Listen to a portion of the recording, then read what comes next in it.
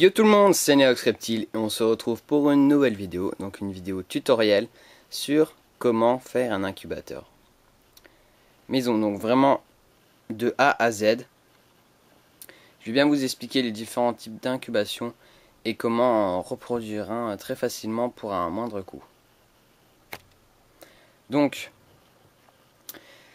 pour un incubateur fait maison, il vous faudra une grande boîte en polystyrène. Donc avec son couvercle bien sûr, donc la taille ne compte pas forcément, mais il faut qu'elle soit bien hermétiquement fermée. Ensuite, un chauffage pour aquarium, donc avec thermostat. Donc si vous voyez, on peut le régler. Donc un thermomètre, donc moi double sonde. Un bac, donc adapté à votre boîte en polystyrène. Donc moi c'est un bac de 10 litres. Ensuite, une grille. Donc moi j'ai pas trouvé de bonne grille, donc j'en ai fait une à partir d'un cadre. Donc un cadre de peinture. Et en fait j'ai enlevé toute la toile et je l'ai remplacé par un grillage. Donc le grillage devrait être galvin, donc c'est-à-dire qu'il ne rouille pas au contact de l'eau. Ensuite des boîtes. Donc moi j'ai trouvé ces boîtes dans une boucherie. Donc je les ai récupérées. C'est des boîtes qui se ferment hermétiquement. Donc là, donc par exemple vous fermez là sur tout le tour.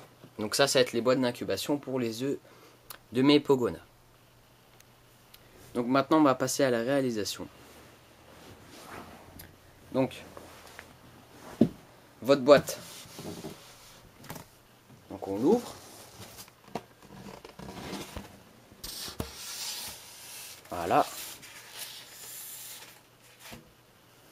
Donc des boîtes comme ça se trouve un peu partout, donc en boulangerie, vraiment dans plein de magasins. Vous pouvez très facilement récupérer. En poissonnerie aussi, ça se récupère assez facilement. Et dans divers commerces. Donc voilà, la mienne elle est assez grande. Il vous faudra faire une petite encoche sur la boîte, ainsi que sur votre couvercle.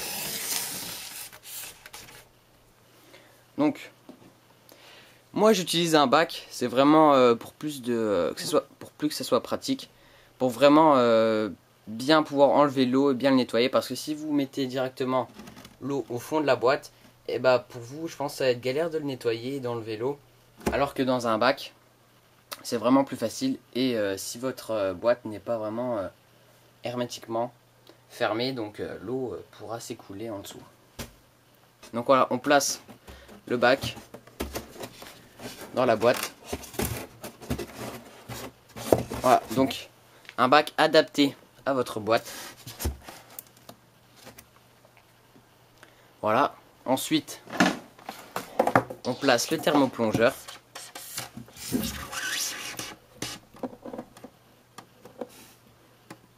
Donc moi je le place dans la lignée de l'encoche. Si vous avez des ventouses, c'est mieux. Donc la température de l'eau se règle sur le thermoplongeur. Donc l'air ne sera pas à la même température, il y a une différence de 2-3 degrés selon les différents modèles. Tac, on fait passer le câble dans l'encoche. Ensuite il faudra mettre l'eau, donc je vais pas mettre de l'eau, c'est juste pour vous montrer.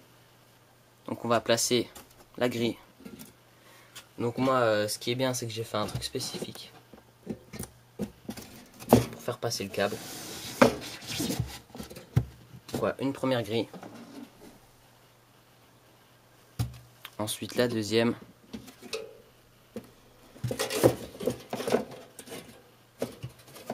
Et voilà, donc là vous avez vraiment une grosse surface où vous pourrez poser vos boîtes d'incubation avec vos œufs dedans. Donc voilà un bon exemple. Ensuite, le thermomètre. Donc je ne l'ai pas encore déplié. Donc on va faire ça.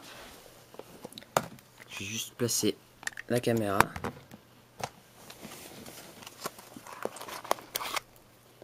Donc là, toutes sortes d'outils. Donc c'est un thermomètre double sonde très pratique. Donc voilà, avec une sonde. Avec deux sondes. Donc par exemple, une que vous placerez dans la boîte. Et une que vous placerez dans la boîte d'incubation. Donc dans la grosse boîte en polystyrène et une autre dans la boîte où se trouvent les œufs. On attaque.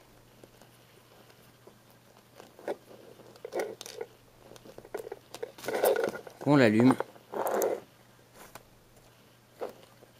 Voilà.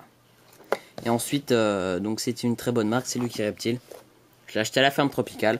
Vous n'avez plus qu'à... Donc là c'est le thermomètre in. Et là le thermomètre out. Donc il y en a deux, vous avez juste appuyé sur ce bouton. Ensuite là il y a l'heure en anglais, donc ça compte pas. On s'en fout un peu, voilà. Donc je déroule les câbles.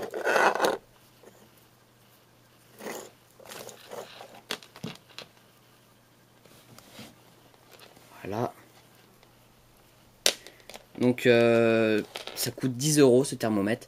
Et en plus c'est à double son. Donc c'est vraiment un bonne économie. Et c'est bien précis, c'est une bonne marque.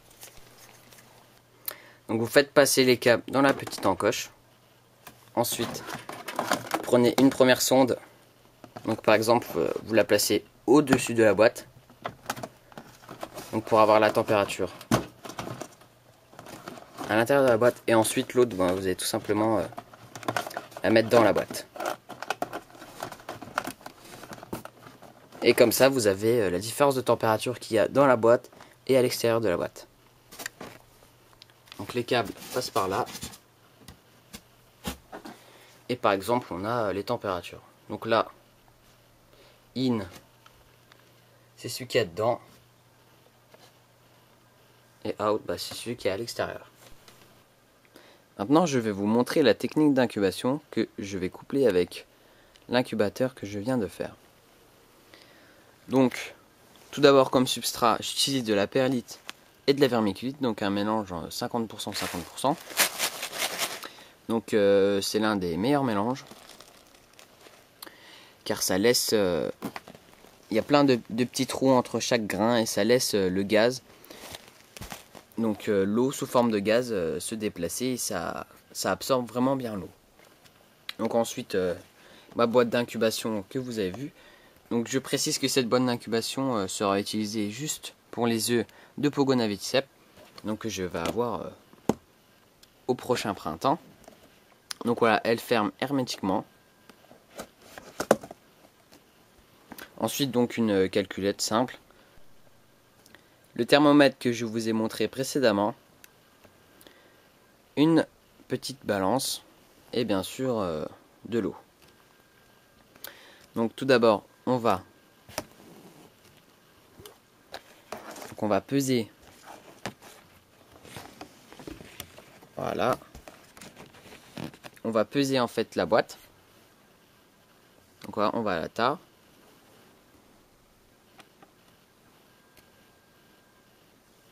Voilà, ensuite donc cette technique s'appelle la technique d'Albet. On va mettre suffisamment de substrat d'incubation.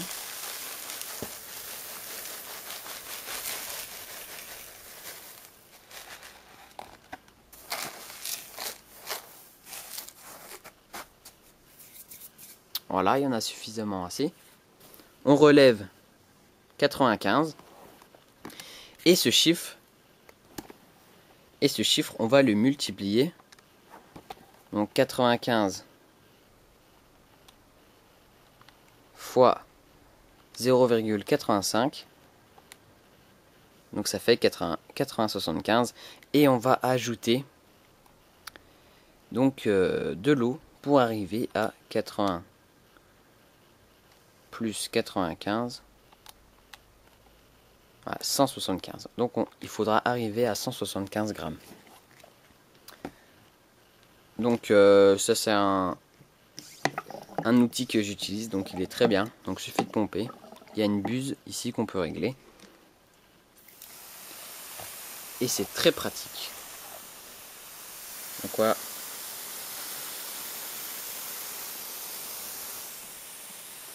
On humidifie bien partout.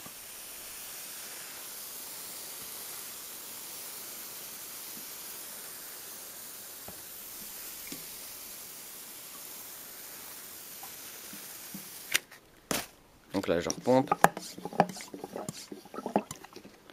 jusqu'à arriver à 175.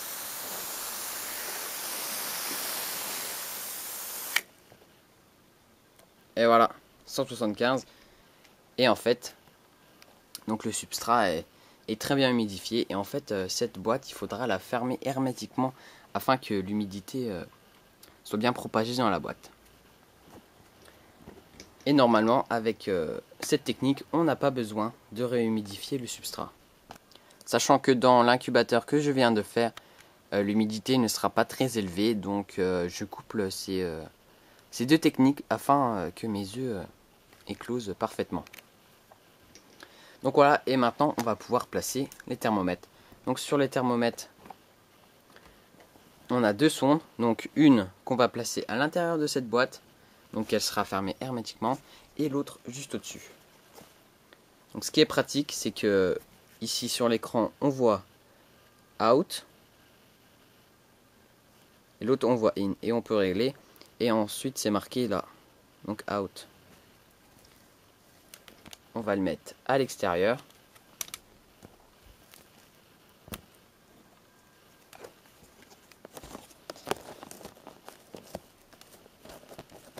Comme ceci. Et l'autre, in. Donc, qui veut dire en anglais dedans. On va le mettre à l'intérieur de la boîte.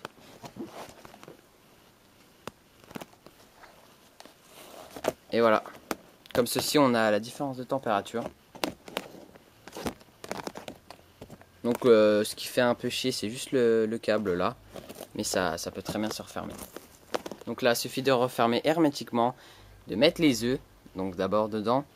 Et voilà, et vous pouvez mettre cette boîte en incubation. Ensuite, vous pouvez refermer la boîte. Donc avec l'encoche qu'on a mise ici.